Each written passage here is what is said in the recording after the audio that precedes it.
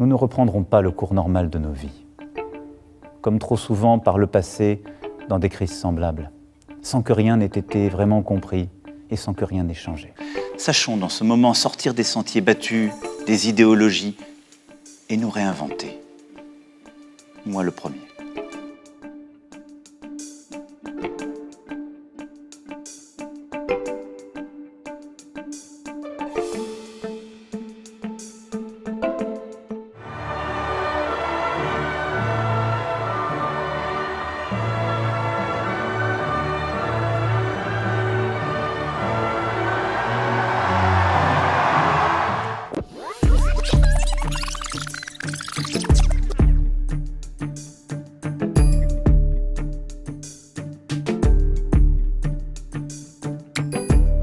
Je ne veux pas donner l'illusion que ma présence au gouvernement signifie qu'on est à la hauteur sur ces enjeux-là.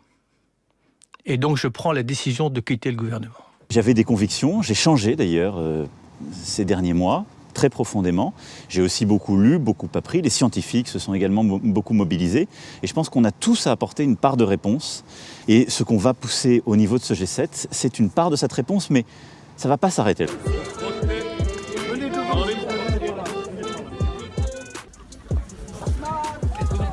Ce moment m'a transformé aussi. Le sentiment que j'ai donné, c'était une forme d'injonction permanente, d'être dur, parfois injuste. Et ça, je le regrette. J'ai entendu, plus que ça, compris, senti dans ma chair ce qu'ils vivent. Emmanuel Macron, président des patrons, on va niquer ta réforme. Emmanuel Macron, président des patrons. La réforme des retraites à laquelle je me suis engagé devant vous et qui est portée par le gouvernement sera menée à son terme. Parce qu'il s'agit d'un projet de justice et de progrès social.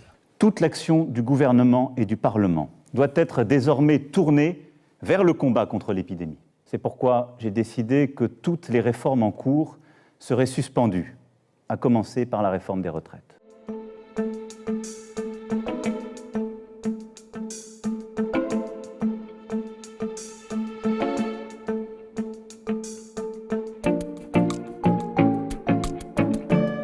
Beaucoup de certitudes, de convictions sont balayées, seront remises en cause. Le jour d'après, quand nous aurons gagné, ce ne sera pas un retour au jour d'avant. Nous serons plus forts moralement, nous aurons appris. Et je saurai aussi avec vous en tirer toutes les conséquences. Toutes les conséquences.